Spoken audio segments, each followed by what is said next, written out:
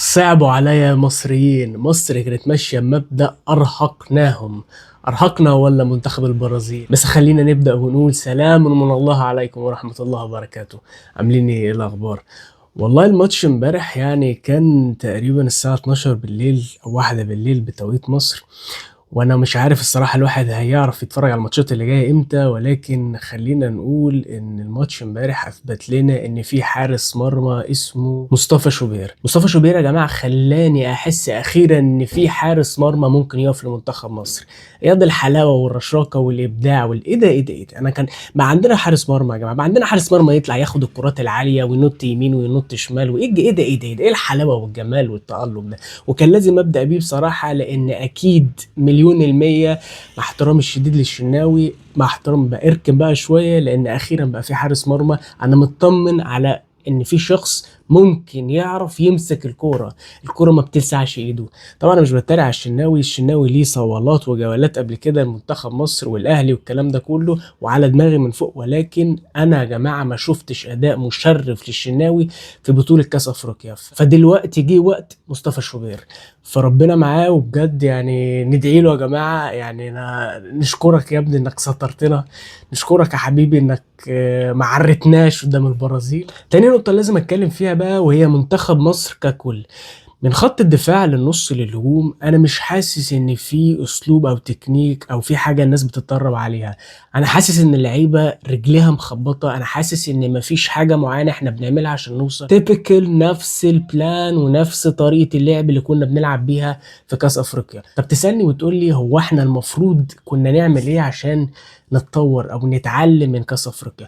كل اللي اقدر اقوله لك ان اتليست لازم نتعلم او نتدرب على طريقه نهاجم بيها، لان لحد النهارده انا مش شايف حلقه وصل بين الدفاع لخط الهجوم. انا مش عارف ايه اللي بيحصل. كل اللي بيحصل كالاتي: ان احنا بنلعب على تغيير الملعب من اليمين للشمال، او بعد ما نوصل للهجوم بنروح راجعين الكره للدفاع تاني، وده في حد ذاته انا شايف ان مفيش طريقه مفيش حاجه اللعيبه بتدربها عليها غير طبعا ارتباك اللعيبه. فربنا يستر. تالت حاجة لازم اتكلم عليها هو حمزة عبد الكريم اللي بيدخل دقايق أخيرة. ما شاء الله عليه، الواد متغير خالص يا جماعة. برشلونة غزته كويس، الواد ما شاء الله طول وعرض كده، ما تعرفش هو كان بياكل ايه هناك. وده طبعا اختلاف التغذية واختلاف أساليب التمارين هناك. مش بقلل من مصر، ولكن الاختلاف واضح يا جماعة. ف اتمنى له كل التوفيق، وان شاء الله نشوف له بصمه كويسه في كاس العالم. بالنسبه بقى لصلاح ومرموش، طيب خلينا نبتدي بمرموش وهي الحاجه السهله الاول. مرموش الى حد ما نقدرش نقول ان هو مش جايب فورمه، انا شايف ان هو جايب فورمه، ولكن تحس ان هو تايه، تحس ان مرموش مش مرموش. يعني هالاند لم يعد هالاند، مرموش لم يعد مرموش.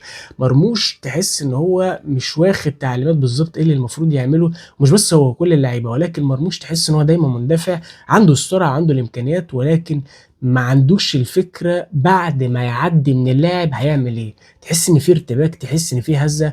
ما اقدرش احكم على ان ماتش البرازيل كان الماتش واقول ان ماتش البرازيل ان هو الماتش الفيصل.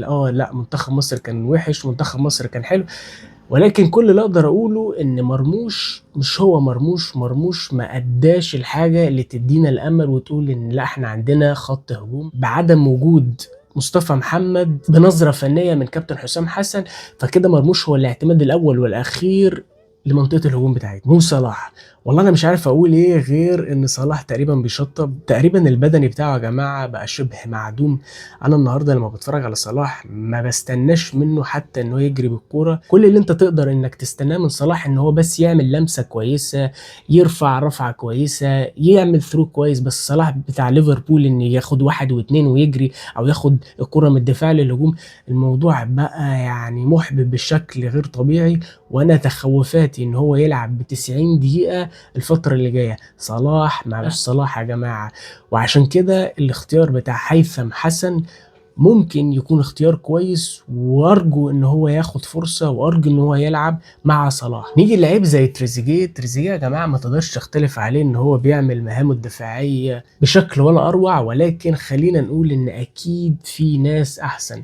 طب تيجي تقول لي ان ابراهيم عادل ممكن يكون احسن منه؟ والله خليني اقول لك ان ابراهيم عادل او اي حد في المركز ده او البوزيشن ده ما قدرتش اوصل لشخص يقنعني بدنيا او فنيا ان حد ياخد البوزيشن ده. فلحد دلوقتي ممكن حسام حسن يعمل تغييرات في المنطقه دي. بالنسبه لنص الملعب بقى، فامام عاشور يا جماعه مفيش اختلاف عليه. يعني انا مش شايف ان امام عاشور المفروض يطلع بره الملعب نهائي الا لو في اصابه او الا ان حصل له اجهاد او اي شيء، ولكن امام عاشور لازم يبقى في نص الملعب، لان هو فعلا من الناس القليله ان هو حتى ما خدش تعليمات او انستراكشنز، هو الوحيد اللي بيعرف يعمل حلقه دفاع للهجوم. في الاخر بقى انا توقعاتي ان منتخب مصر ان شاء الله ان شاء الله، وعلى راي كابتن مدحت شلبي، ماتش نيوزيلندا مضمون وهنتعادل مع بلجيكا وهنكسب ايران. خلينا نقول التوقعات دي اللي الناس كلها بتتمناها، ولكن بعد فوز بلجيكا 5-0 على تونس الواحد بقى ركبه بتخبط صراحة. يعني أنا سامع من هنا ركب العميد بتخبط، ولكن لا يا عميد كلنا في ظهرك. فتوقعاتي في الأول في الآخر أقول إن منتخب مصر ممكن يعدي مرحلة المجموعات ويروح للمرحلة اللي بعديها، ولكن الموضوع هيحتاج مننا جهد.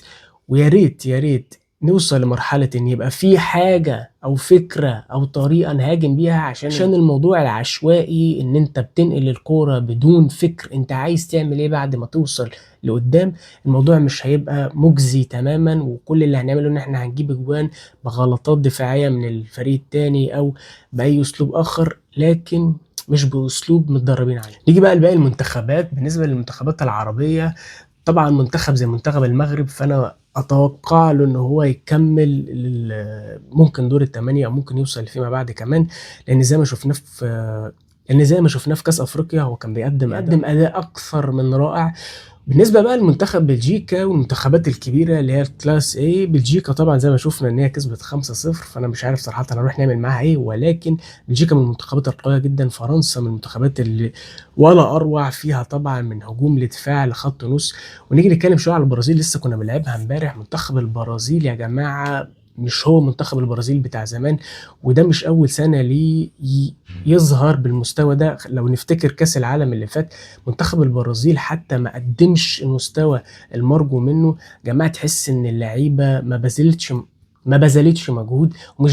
والكلام ده مش بس عشان ماتش ودي. منتخب البرازيل ما عندوش الحلول، كل اللي عنده انه في لمسات فنيه ودي واضحه جدا، ولكن تحس ان في عشوائيه، في عدم، في رعونه، في استهتار. واحد زي فينيسيوس جونيور مع احترامي الشديد، انا مش شايف ان فينيسيوس جونيور قدم اداء بالنسبه لريال مدريد او بالنسبه لمنتخب البرازيل في ماتش امبارح يديك احساس ان هو ممكن يبقى اللاعب اللي يصنع الفارق. طبعا فينيسيوس جونيور مفيش اختلاف عليه ان هو لاعب من اقوى اللعيبه، ولكن انا مش شايف يا جماعه ان فينيسيوس جونيور اللي كان هيحصل على البالون دور هو نفس فينيسيوس جونيور اللي ممكن يقدم الفارق. طبعا انا مش بتكلم على منتخب مصر، انا بتكلم على منتخبات كلاس ايه عامه. لما تبص على كيليان امبابي وتبص على فينيسيوس جونيور قدام ديمبلي وقدام هاري كين مثلا، او قدام اي لاعب فعلا حط البصمه، فتشوف فعلا ان فينيسيوس جونيور مش هو اللاعب القوي اللي زي الاول. اخر حاجه خالص بقى منتخب انجلترا، اللي طبعا فيه ابن الصغير ساكا،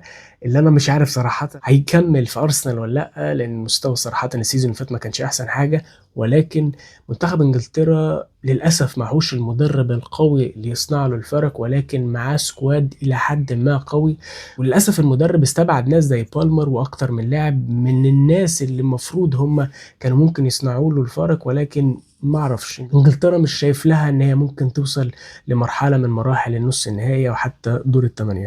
اتوقع كاس العالم لمين؟ اتوقع كاس العالم اللي ياخده فرنسا. في اخر الفيديو بقى قول لي تفتكر منتخب مصر هيوصل لانهي دور؟ تفتكر هنطلع وهنبقى حصالة المجموعه، ولا تفتكر هنكسب ماتش اتليست كده ونوصل لمرحله ان احنا نعدي حتى دور المجموعات؟